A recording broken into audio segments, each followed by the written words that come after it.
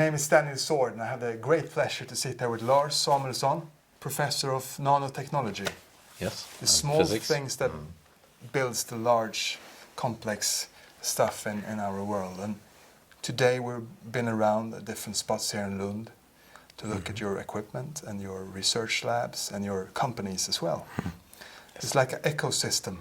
It's a bit of an ecosystem, yes. Starting really with education. Yeah. And we have a very perfectly lined up 5-year curriculum called Engineering Nanoscience, together with the engineering physics education. And they sort of feed us with very good students for Ph.D. work, and they're also called Ph.D. students from all over the world. And then these people then are perfect doers in the company's realization of the applications of this research. Yeah, and it's also an ecosystem of different worlds. You've been involved with music for decades, Yes. and your love with music was originally something you thought you would work with, but now it's only a passion. It's a passion, it's a hobby thing. But you can see similarities between physics and music. Absolutely, yes. What do you see there? I mean, both things are sort of creative things that you do not, you can be a soloist, but in principle you do it in ensemble environments. So as a musician, of course you have your key roles. You might be first fiddle in an orchestra, but you also there to support other people. And the same thing in the research environment, where you should take turn in being the primary performer, if you say so, in the research, and being loyally supporting that person's ambitions and to realize its ambitions for research and interesting science. So it's both taking the role of it's also risk taking to play the first role in research, but then do this in a collegial manner. So it's really mutually supportive. And creativity is a key part, both in music and in science. Yes. This environment for creativity, how do you create it and where do you find it? Well, there are several aspects of it. I mean, one thing that we put very high as a keyword describing the environment is sort of an openness and an open attitude to new ideas and people coming with different backgrounds, different personalities, but also the way we approach each other with enthusiasm to pick up each other's ambitions and also offer all you know to the colleagues, not sort of sit and hide and protect your own knowledge, but really give it away. And also share each other's progress. I mean, in a positive, optimistic environment, Do you enjoy each other's success? We celebrate success, yes. Do you have some champagne? Actually, there was a time, I don't have it now, but there was a time where I always had small bottles of champagne just in case we would make some really great progress. Yeah. Now we have other ways.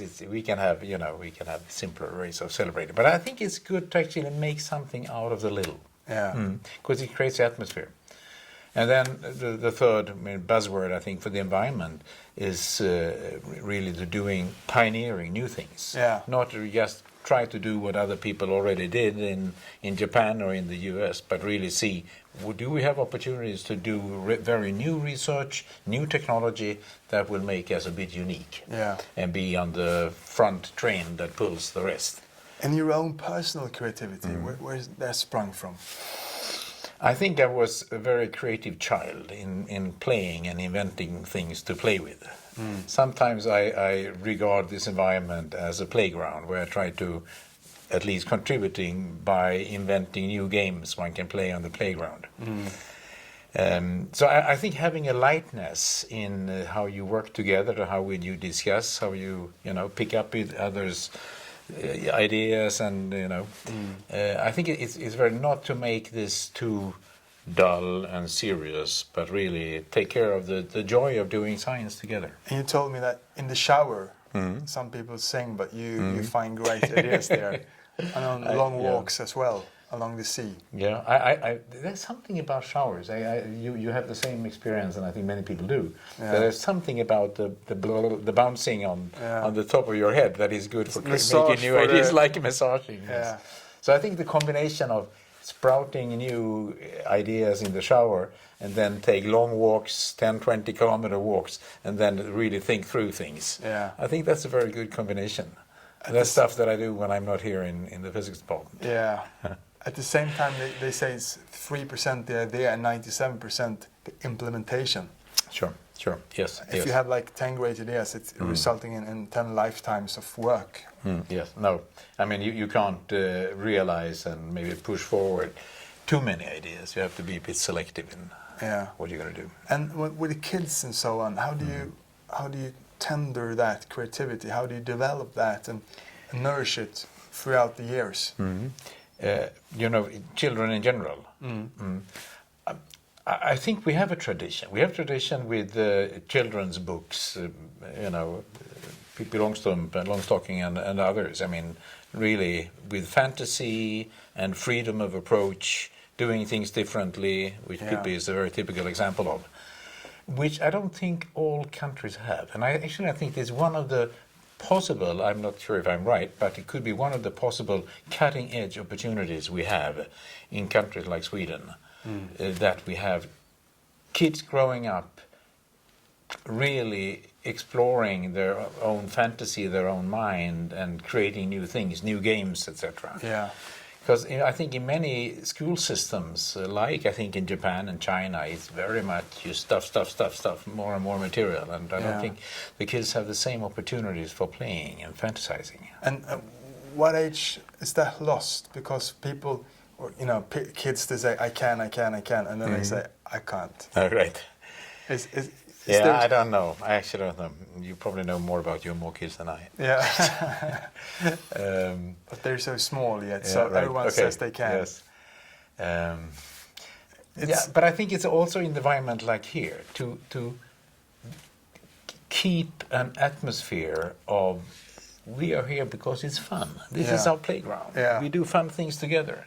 And now and then we say, oh, God, this is very interesting. We have to make some technology out of this. We have to write patents about it. Yeah. But it didn't come as a pressure to make patents or make useful things. Yeah. It came as sort of side effect. Oh, this could be a great patent. This could be something that we could bring over to a company or something. Yeah. You started out here in '88 alone, and now you're 250 people under this roof, and you funded it with 2.5 billion Swedish crowns. Yes, both this and the academic, the industrial research. Yes. Yeah. Yes. So it's been an amazing development throughout the years. How do you keep that lightness and freshness in the organization when you were growing?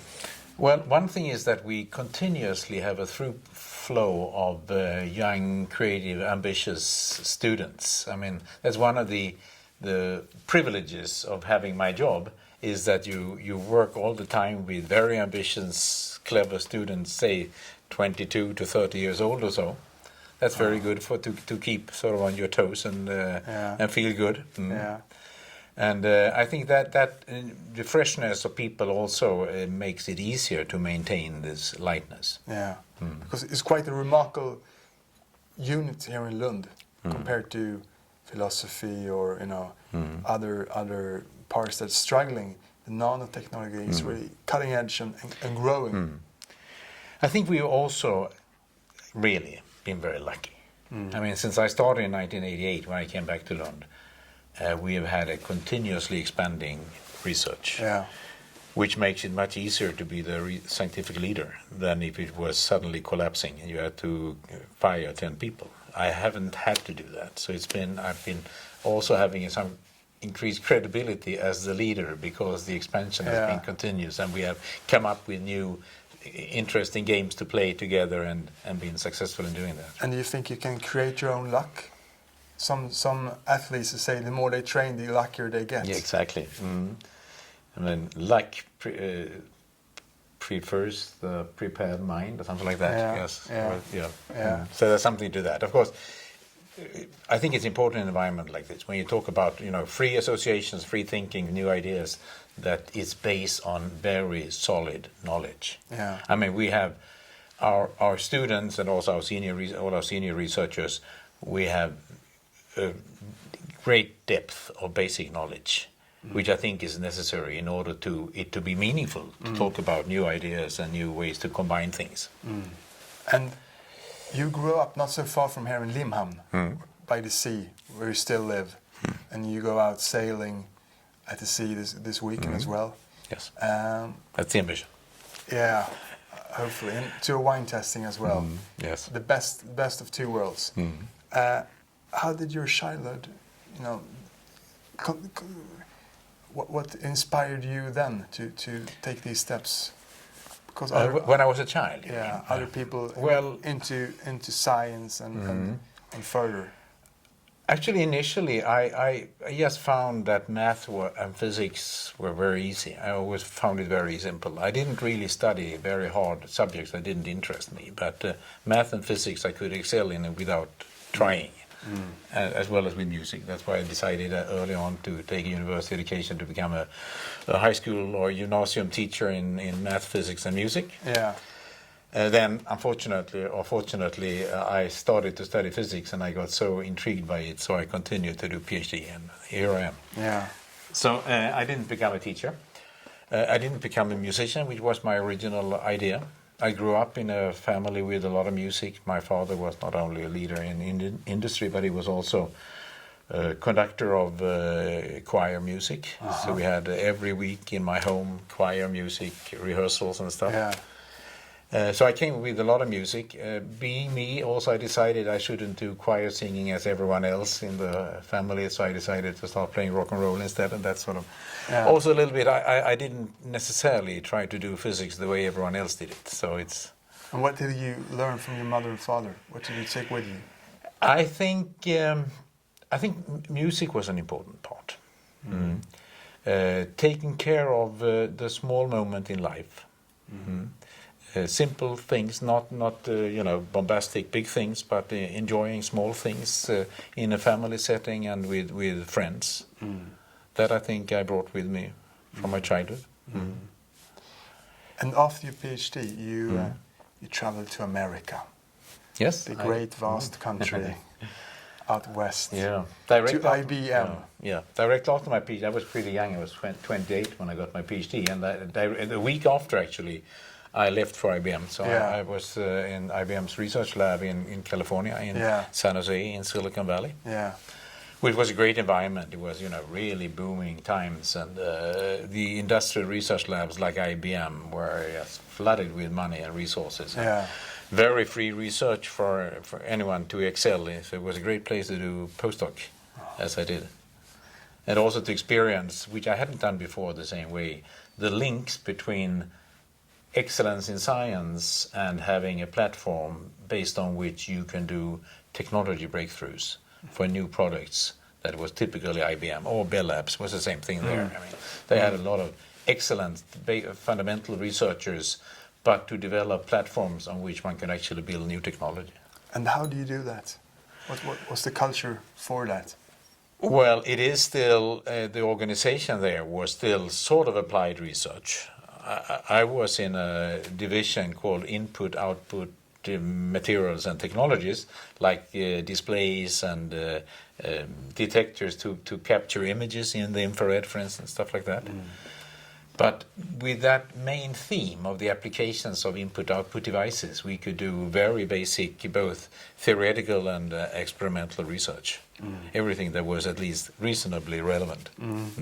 And Bell and IBM had gigantic research funding, but they lost their lead. Bell Labs more or less collapsed because I think it was an antitrust type of reasons that they split up the companies, and then research sort of fell in between and disappeared. IBM had some difficult times, especially late 80s, early 90s, when it was really critical. Now they're climbing up again and doing much more research again. Today we have this gigantic Apple and Tesla and others that they're taking the lead. How do you think they should keep the lead for the next decade? I think they know that very well themselves. Elon Musk and others, they are very, very strong, of course. But you see this time after time. Yeah, You see Ericsson here in Sweden, the world leader. Yes, you see Nokia, the world leader, yes. and they just fall flat. No, the advantage with the companies like Tesla is, of course, that they have lightness, so they were able to see new opportunities and run for it, while big, heavier companies like Ericsson, maybe ABB and others, they are much more difficult to turn around to go in new directions. Yeah. So I think often the new initiatives, for natural reasons, come from, say, startups, often, invention-based startups that then might later be absorbed by the big companies. I mean, that's one of the very good opportunities, actually, that novel R&D breakthroughs comes from the spin-outs, and then they get assimilated in the big companies. Yeah. And then the small, like the Steve Jobs, he was the challenger from the beginning towards IBM, and now they are sort of the IBM of today. Yes. That transformation, how do you think they should react? I think to that? Apple has been many different companies during this development. I mean, initially Apple was a garage, two guys in the garage making machines to earn money, and then I also spent time when I was in the Silicon Valley at that time as a postdoc with Xerox, also the years after I finished IBM. Xerox had a fantastic technology for what became the Macintosh computer. I mean, it was more or less copied. I mean, the concepts from Xerox Lease, I think it was called. So, but again, Apple had lightness in moving quickly in new areas they realized. It was much more difficult, I think, for Xerox, although they had probably much better know-how and technology, but it was more difficult then to take that rapid move. And young people today who want to succeed in the academic world or with a startup, you yourself, you've started 4 or 5 companies here in Lund, some of which are now international. What's your best advice?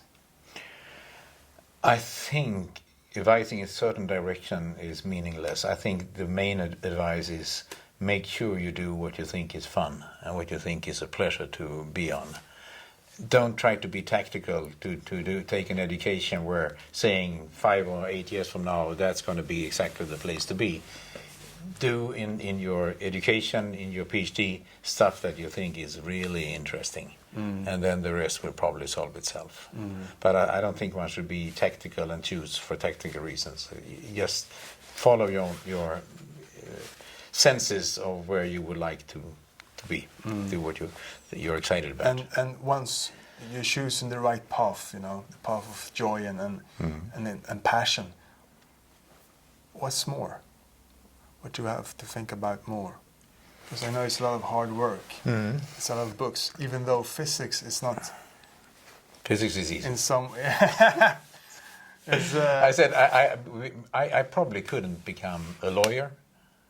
Meters of shelf books to read. I couldn't become a medical doctor. Again, meters of books to read. I say physics, as I told you before, it's so easy. You just have to understand at least 5 basic principles, and you can derive all the rest from it, more or less. I won't leave here today until I understand all 5. So, we'll take some time on that. So,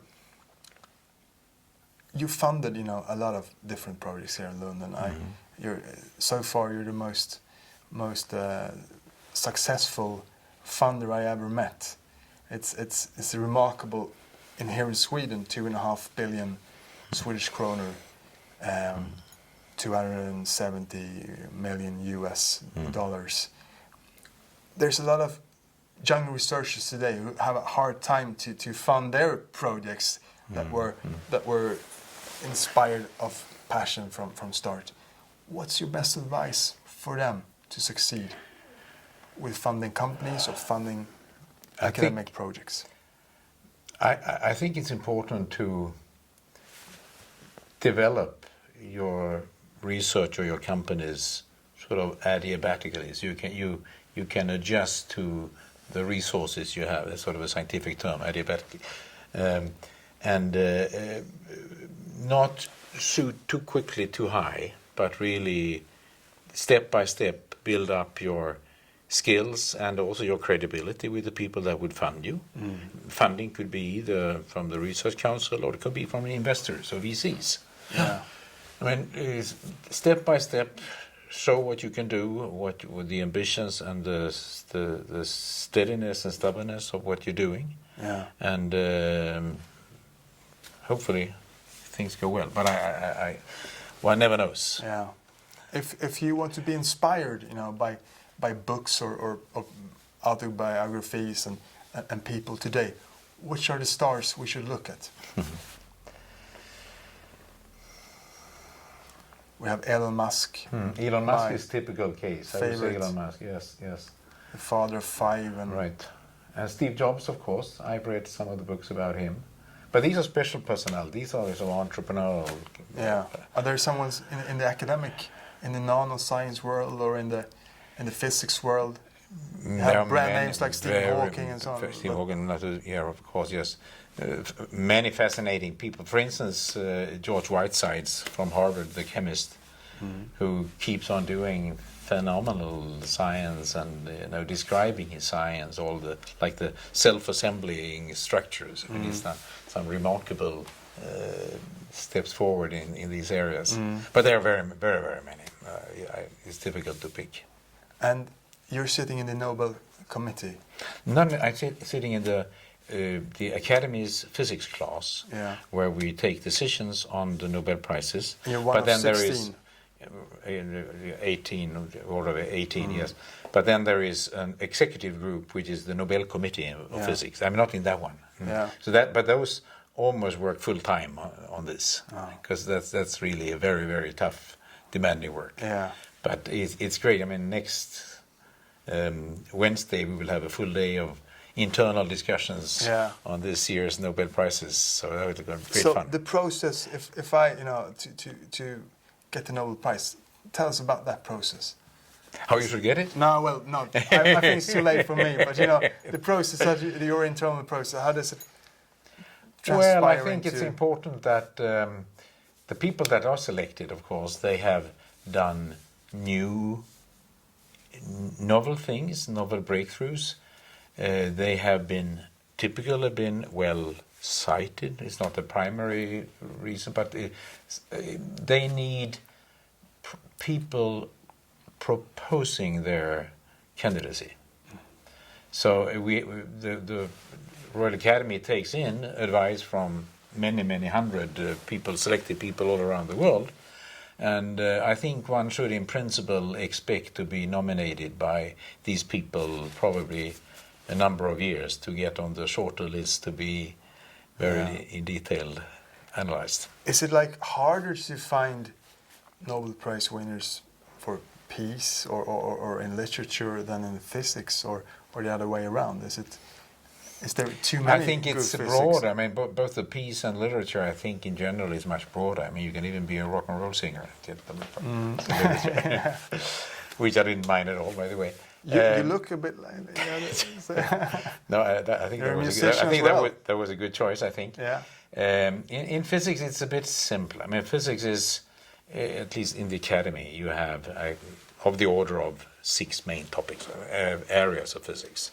And in each of those, we have experts in the academy, and we analyze the proposals that come in for the various areas, and then we discuss in plenum for the whole physics area, and then we make short lists, and then and then detailed analysis. A lot of international evaluators that are being asked or to make a detailed analysis of different subfields and different potential price areas. Yeah. I can say this without saying too much. That's how it works.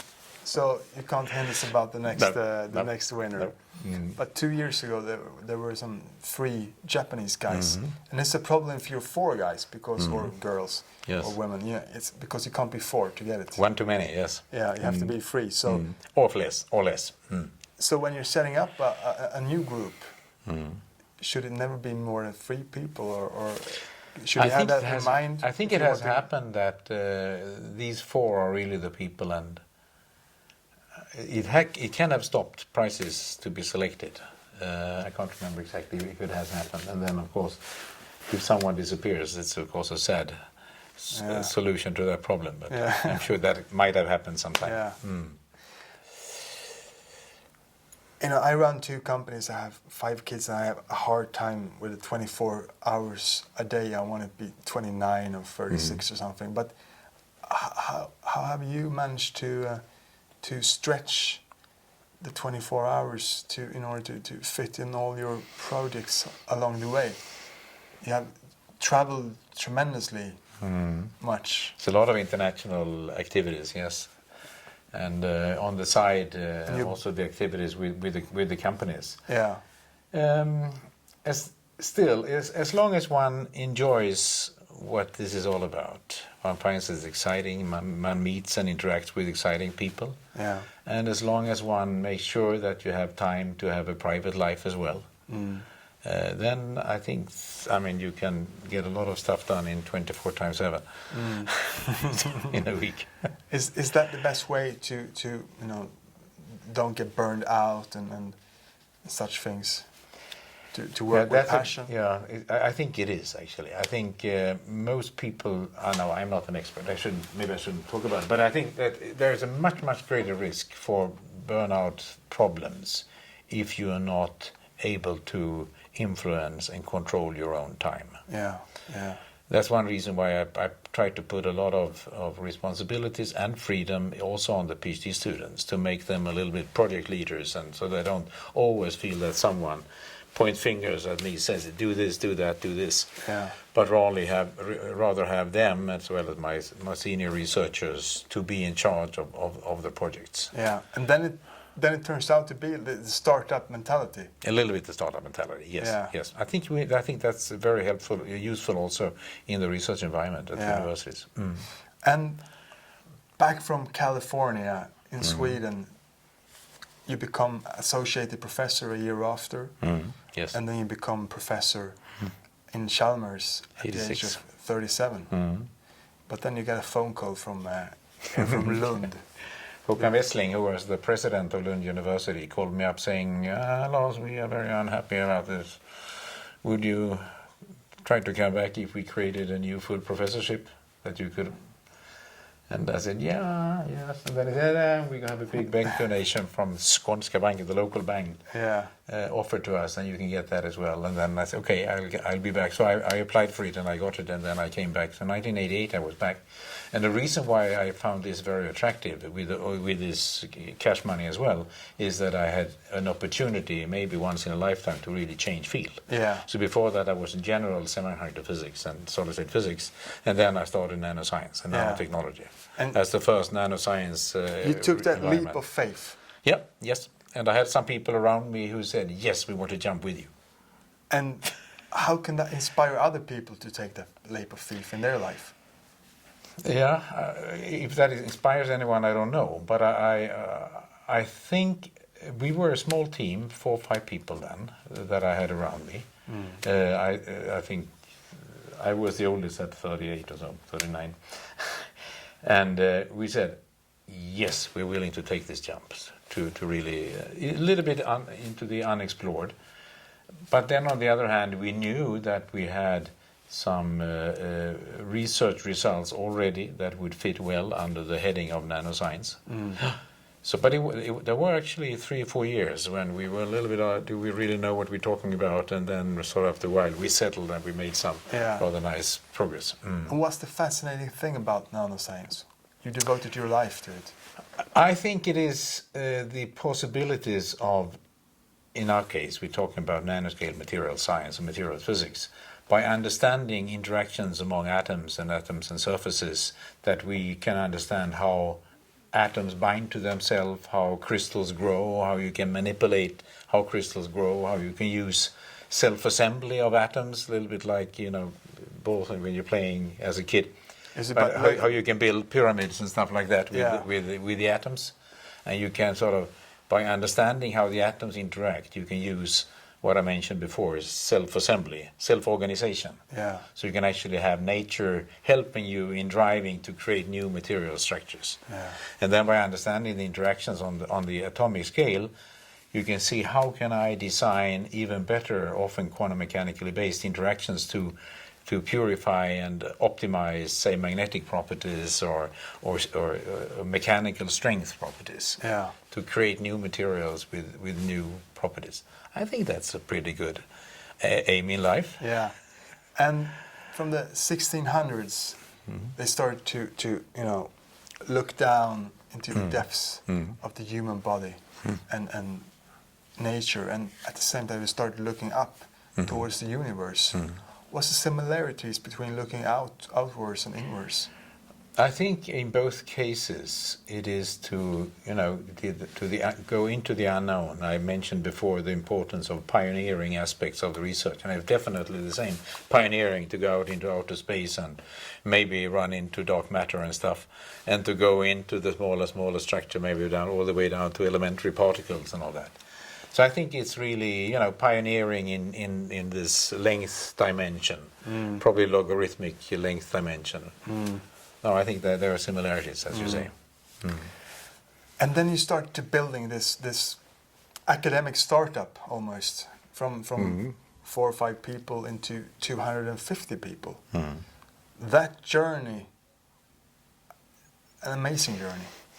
It's fun. And you funded it with a lot of funding along the way. Today we looked at equipment for 500 million kroners in this building. So it's expensive toys. Yeah, including the lab itself, yes.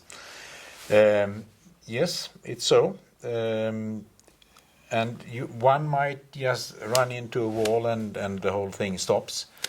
In our case, we've been lucky actually to have a continuously expanding funding situation, and that has been going on, as you know, from 1990 to now. That's 27 years. But around the year 2000, you take a yeah, I think it's important to dare to take also difficult decisions. Yeah. And you focus on the core business. Yeah. What you're referring to is that I did spend some time in Tokyo in the late 90s as a guest professor at RIKEN, and I kept visiting a research team at Hitachi Research Lab where the first nanowire work was done. And I realized that what they're doing, that is very exciting, and I think we could do it and bring it even further by some things we could do here that they didn't do. And we made some experiments, and around 99, 2000, I realized, I think we're sitting on something that could be very promising. Yeah. So what I did then, which was a tough thing to do, is to identify things that we had been carrying on for a long time, things that we were not really top level. We were maybe 3 wagons behind the leading train in some areas. And I decided I'm cutting these 3 activities, and I bring the best people there into the nanowire field. Yeah. So I created a very strong team for nanowires, and that made us develop very successfully, and that's really the basis for things we still do. Yeah. What happened between 2001 and 2008 or so? That's those are the key years. And that's also the basis for the 4 companies we talk about. That's what's coming out of, also based on this technology. And because I guess most people in real life, they have this is perhaps 20% of their time that produces 80% of their income or their academic life. Where do you get that courage to just cut the other stuff out, to focus on the core business, to become best in class? I think that is one of the tasks one has as a research leader. Yeah. Because what we did then, and what I did then, was really what I call kill your darlings. Because these projects that we stopped, they were really close to my heart. I loved them, and I still love them. But hadn't we dared to go into a focus of something that goes forward, we wouldn't have had this journey. So I think one can learn something from that. Identify where your heart feels that this is going to be where you want to be in the future, where I want to be in the future, where the team want to be in the future, and go for it full-hearted.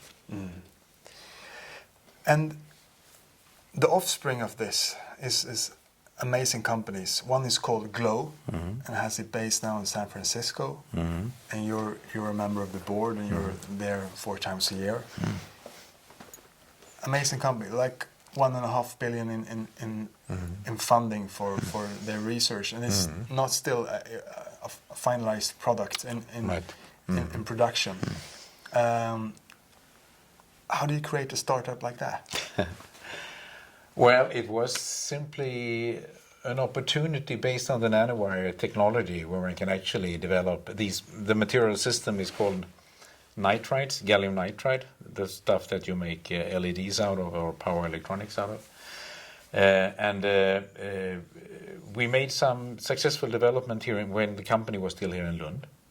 And after 5 years or so, 4 years, 2011, it had almost filled up Lund Nano Lab, which was almost illegal. It was not good, at least, at almost 50% of the lab. So then they had to go out somewhere else, and it was difficult to find a place to go to here. At that time, we didn't have the plans for QuNano in Science Village, Scandinavia. So then the opportunity that showed up was available space for semiconductor technology in Sunnyvale. And then at the same time, we saw the opportunities of actually recruiting people from the LED industry. Here we had a lot of materials scientists, but not really people with LED industrial experience. So that was several. But this is now a daughter company, but it belongs 100% to Glow AB in Lund. So much of the more basic R&D for these materials for the LEDs is still conducted here in Lund. And you're on the verge to great success now, because you have the augmented reality, you have the virtual reality screens that Displays, hopefully needs the technology from Glow. I think we're sitting on something very important for this expected, revolution in direct view displays. Yeah. That's a huge market, and there are many players, including Apple, that puts a lot of resources into it. I think right now Glow has a very compelling technology, and I think with some luck we're going to make something really big out of it also on the market. And how is it to run a company in the Bay Area and in the US compared here in Europe? It's a more natural environment, I think. I mean, the environment there is very open to supporting, high-tech startups. While here it is, although we've been successful with Scandinavian investors and European investors also here, but it is much more difficult to get access to good funding, specifically for technology companies like KETS, key enabling technology companies that produce, semiconductors, photonics, medical devices, and so on. Because these technologies typically take 10, 15 years to mature, to really make it all the way to the market. So many of the investors in Europe or Scandinavia go after these easy, quick projects like games and things like that. So I think with a limited amount of investment money, it is difficult to develop these kinds of companies here. Yeah. In Silicon Valley, the situation is difficult because of taxation and other reasons. There are lots of very wealthy people that are willing to invest, either as private individuals or VC companies. So I think it's much easier to fund these types of companies over there.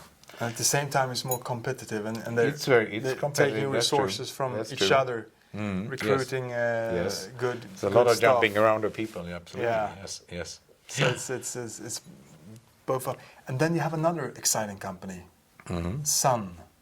So Voltaic. Yeah. Voltaic is a local company here that has stayed here in Lund, and we expect to stay here in Lund, where we develop nanowire-based solar cells, solar panels. They can put on the windows. Can be put on the windows, or it can be put on silicon solar cells as a two-material tandem cell, which can reach much higher efficiencies than just the silicon panel. It's really you're going up from 20%. 24, you're up to 28% now in the research labs. One can predict that a silicon solar cell today that typically delivers 18 to 20% will be able to push up to 26 to 28% with this technology. It's a lot of technology development still to be done, but it's a compelling opportunity, has a huge possibility for for investors to get invested money back. So it's been actually very remarkably easy for us. Well, nothing is easy, but possible for us to get good funding for SOL. So SOL is now up here at Ideon, close to Ideon, with over 50 people. Yeah. Very interesting crowd, very many highly educated academic researchers with all the complementary skills that are needed, with people from 15 to 20 countries working together in this very high-tech environment. And a lot of them are coming from the academic world into the business world. What's the similarities and differences between these worlds? I mean, the tools we're using and the things we try to do may look very similar. The tools definitely look very similar because they're more or less the same. But I mean, in this academic environment, we do things because we want to make a scientific breakthrough. We want to publish, in high-impact journals and publish good papers. While in the industrial environment, one has to say, we do this because we set our targets. 3 years from now, we should be at this position with the technology. And 5 years from now, we should be here, and then we have the big market. So, I mean, the time planning and the targets are very different in the two. But they're very interesting, have interesting complementarity. I can mention that I'm also leading a big European solar cell program called Nano Tandem. You had too little to do, so yeah. You took that as well. No, but it's actually it's very beneficial for the academic research. Yeah. It's very beneficial for the company. Yeah. Because these two entities, Voltaics and Lund University or NanoLund, work together with Fraunhofer, that is the leading solar cell institute in Europe, and with IBM Research in Switzerland and some other players. So we get a lot of very smart people working together to realize the things that we want to do here anyway. Yeah. That's why it's not really so much added effort, but it's just getting more resources and better results. Yeah, working together. Yes. Getting further. So, in what perspective you see this technology? Will it be on all our roofs? I listened to a good talk about all the roofs in like 10 years from now will be producing clean tech. It's a clean tech company. It's in a hot zone. Yes, I think I share that vision. I mean, I think even in Sweden, in the northern part of Europe, still I think if we would just cover the south-facing roofs in our cities, we would probably provide 20, maybe 30, at least 20% of the electricity this country needs, just by that small investment. Yeah. And if I would then also do, power plants with solar panels, one could do even more, even much more. And clean tech is really on the verge of. I mean, when a Tesla does 2.5 seconds to 100 kilometers per hour, it's like they're going faster than the big V8 and V12 engines. When they become better, when they don't need any tax, subventions. Is we on the verge now to a whole different economy? I'm sure that both economy and technology-wise, there is no question about that we are moving very rapidly into what I call the electrical society, where all energy, dominating part of energy, will be handled by electrical means, by like the solar cells, where virtually all transportation will be electrical. So there is no avoiding of that. And of course, a key technology now where we still need or expect to see big progress is in storage, battery-based or supercapacitor-based storage for different types of applications. Then, if we have the solar panels complemented with wind, and if we have excellent storage in batteries and the supercapacitors, and we have all the electrical net around the country and around the world, and all the transportation being electrical, that's going to be a very much more attractive we're getting country. the energy from the sun, and when the sun goes black, it's already over anyway. Yes. But I mean, the sun is doing the fusion reaction. Yes. How far is we from creating the fusion reaction here in a commercial? Again, I'm not an expert in that, but I would be surprised if it was within 50 years from now. It might, but I'm not an expert. It would be fantastic. And the breakthroughs for nanotechnology in 10 years or in 25 years from now, where do you see the opportunities? I think the applications towards energy and transportation will be hugely important. Creating very lightweight, super strong materials like the carbon-based materials for airplanes and for all kinds of applications is very key. I think all the opportunities to use nanostructures and nanotechnology in medical technology, treatment of cancer, for instance. There are many such demonstrators that are now being out to test in clinical environments where nanostructures and nanotechnology will play a very key role also in health. Yeah, and it's going directly towards the bad cells, the tumors. I mean, just one example one can mention, and there is a female professor in Rice University in Texas, Naomi Hallas, who I happen to know well, who developed some very clever little plastic nano balls covered with a thin layer of gold. And she designed that very carefully such that it would absorb photons very efficiently in the rather narrow spectral band when the human body is transparent to light, somewhere close to the infrared. And then those little plastic balls with the gold coverage, they would then get, identifiable hooks that would search and find the tumors, and then attach to the tumor because it recognizes the cells there and the DNA there. And then when you shine light, all that light is absorbed just around the tumor and elevating the temperature by say 20-30 degrees, and that's enough to kill the tumor cell. It's just one example that I happen to know because I follow with interest what they're doing. And as a professor, you have to fill many different roles. You have to be an innovator from start to set out the long-term goals. You have to fund money.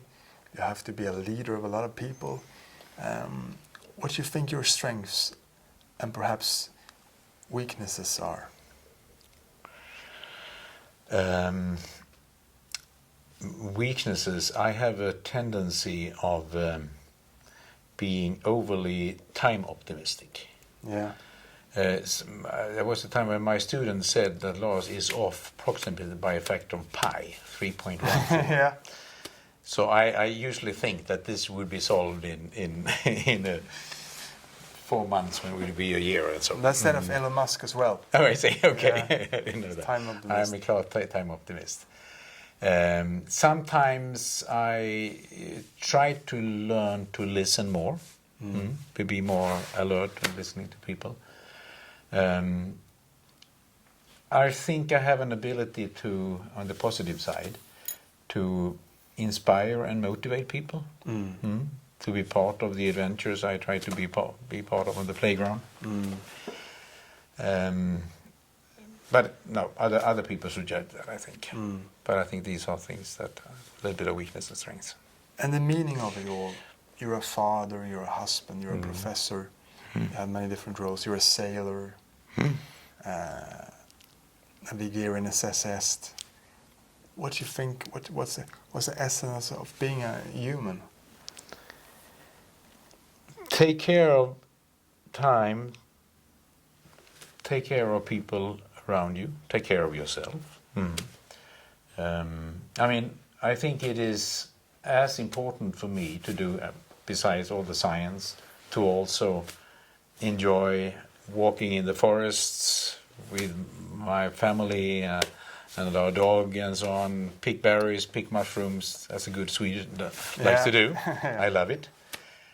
Or being out on a boat or doing practical things with a little house on the countryside. But be part of the now, with the little things in the now. I think that is important. Be here now. As a human, and also as someone who interacts with your family and friends and colleagues and students and everything. And the creation of these, small research cells that in 25 years from now perhaps will get a Nobel Prize. How do you think you create that perfect environment for academic progress? As I said, I was never able to create something that made the Nobel Prize. We haven't seen that yet. You've seen that in your successors in 10 years from now. Well, I think it's important in an environment like this to bring in people with different shapes and different ways of thinking and working, and with different strengths. So I think here we typically have people from all kinds of countries and environments, and we have people with you're very theoretical and very practical and very skillful in all kinds of things, including all the technical administrative people that are very good at keeping track of all our project money and all the paperwork and all these things. So I think putting together teams or environment with a lot of good, well-selected, skillful people, but not. I think one should avoid make them all the same. Yeah. And how do you create the great teamwork? I think one comes to, in the environment of, at least on good times, to share values in how we treat each other, how we take care of each other, how we do things together, how we jointly identify where we want to go. I mean, that's at least extremely important. If we succeed all the time, no, I don't think so. But we're working towards it. And how do you deal with the failures? How do you transform them into success? We have actually explicitly said in our value themes for the environment to take care of our own, the environment's failures, and learn from them to do things even better and nicer in the future, and to be very generous in sharing also failures with each other, and admitting lacking knowledge among the people. I think that's the one good aspect of how you treat each other and work well together. And if I were to appoint you to head of the university, principal today, what would you do different here in Lund?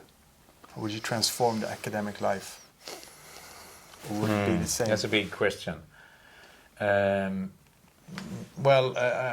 not really university administrator person, but I think I would do more on combining different disciplines in focused scientific thrusts, a little bit like NanoLund, where you have people from physics, chemistry, biology, electrical engineering, working sort of horizontally between these strong areas of research and doing things together. I think I would probably, some people call it schools, it could be sort of research centers, strategic centers or something like that. I think if I was in that position, I think I would at least look into opportunities of developing that. And there's a lot of gigantic things, at least for our the Swedes here, happening here in Lund today. We have the labs, and there's a lot of construction work where the potato fields are turning into laboratories. Tell us a bit about. We're selling 350 years celebration here in Lund as a university, but today is kind of the eruption of these years. A lot of things happen right now, and as I think most people know, in the point in the northeastern direction of Lund, where you have the MAX4, the fantastic synchrotron facility, and now operating at least partly, and the ESS, the neutron spallation facility, that will be operated maybe 3 years from now or so. In these environments, we also have a big area called Science Village Scandinavia, where we, the material scientists and nanoscientists, most likely will be the first settlers to explore this new planet or this area. And we intend to, if things go well, to be able to move 2-3 years from now, all the nanoscience, or the expanded, because we are very, very crammed in space in Lund Nanolab. We need to expand. To move that up to Science Village. Brunnshög is a Swedish local name, but Science Village, Scandinavia. And then jointly with that, establish also this industrial pilot fabrication plant called QuNano, where we expect to be able to just have open doors for new high-tech companies, spin-out companies to come in and try their wings and see if they can go all the way to pilot production to create new industries. Yeah. So then you need a lot of new students studying physics. What's the 3 best things about physics? What's the sexy part of physics? I think in general it's very attractive. It could be physics, could be chemistry, could be other subjects as well, but from very basic principle, understand how things work. Even if it's only why I'm able to brake my car, push the brake and make it stop, and notice that actually it got some hot temperatures on the bicycle. I think understanding simple things, or how a needle, you have kids, how a needle can go through rather hard materials because of the very fine pointed end that you push through. And a lot of very basic, call it physics, call it chemistry, call it technology, that I think it's very satisfying to be able to put observations into sense from very basic principles. Maybe the 5 phenomena one should understand. So I think physics is a very natural thing for kids, for young people, and for older people as well. And if you look globally, you travel a lot of countries. You're going to Shanghai now. You're going to Washington, and since we first met, you had done more traveling than me in a lot of years. What do you think about different parts of the world? Tell me about the global aspects of physics. What's the hotspots?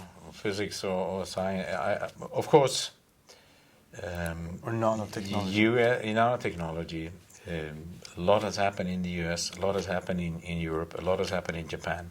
10 years ago, the Chinese started to get into nanostructure, nanomaterials and so on, and we felt at that time that we're doing sort of basic, rather simple work. But today, they are really, really strong competitors. They do very strong basic nanoscience research. So I think, and you have also in other parts of Asia, not only parts of China and Japan and Taiwan, of course. And in Singapore has some of the sharpest university research environment as well for nanoscience. So I think it's all over the world. In Europe, you have all the fantastic British universities, Cambridge and Oxford, of course. You have around Grenoble, fantastic research facility, a little bit like Lund with synchrotron and neutron source and so on. You have, of course, the environment where Philips, been Eindhoven in Holland, close to Germany, Aachen. So there's also some very, very hotspot areas in Europe. And when you go into physics, you're able to enter that world, that global community.